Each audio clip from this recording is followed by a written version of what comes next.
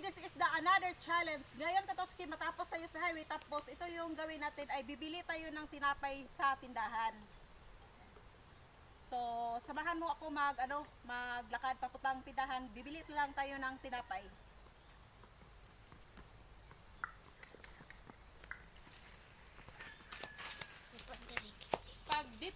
Pag dito sa bukid, ang distansya talaga yung bilihan, yung tindahan.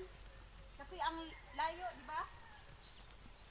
Ayan, pag dito sa bukid, kung wala kayong sasakyan, magagamit mo yung kabayo papuntang bilihan mo para para hindi ka mahirapan maglakad kasi distansya. Ang layo ng tindahan dito mga Katotski. Parang ako ang nahihirapan dito. Okay. Ayan.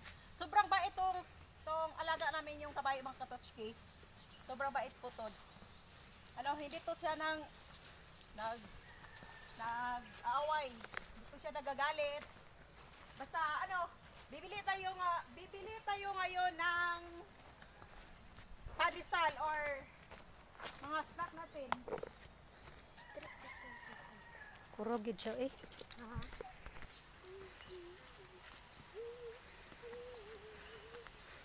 So malapit na tayo sa bilihan ng ng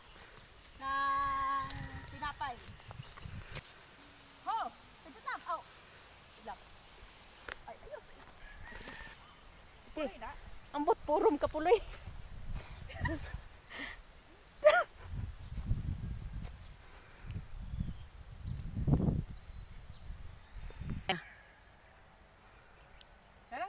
Si Puloy, Tagayas Kabayo. Yung may-ari ng kabayo si Kuya Puloy. Oo.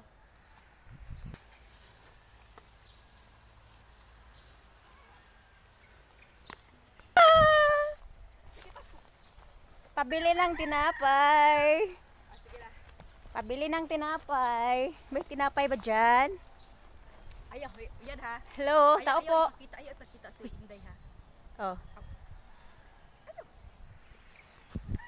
May tinapay oh. Lawaw.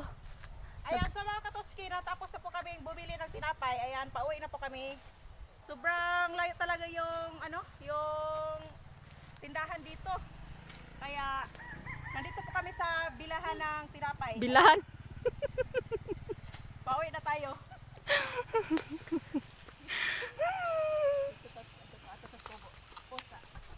Wala oy, dito rami sa kwan, siguro nakita ang highway kay basig ang kabayo mo, ang back niya ba?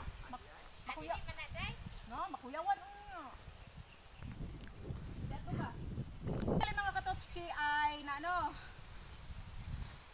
matapos akong bumili ng tinapay, ayan, nakauwi na po ako. Sobrang init, saka ang layo ng tindahan. Ayan. And so, don't forget to share and like, subscribe mga Katotski. Salamat po sa mga nag-request. Sana po ay na-enjoy po yung mga video namin. Sana ay mag-enjoy po kayo. At sana huwag niyo po kaming Pahirapan. huwag niyo po kaming iwan hanggat sa dulo. Maraming salamat po sa mga nagsuporta sa amin. Sana po ay marami pa kayong aabangan na mas maganda pa itong mga content. And thank you. So bye. Ingat na.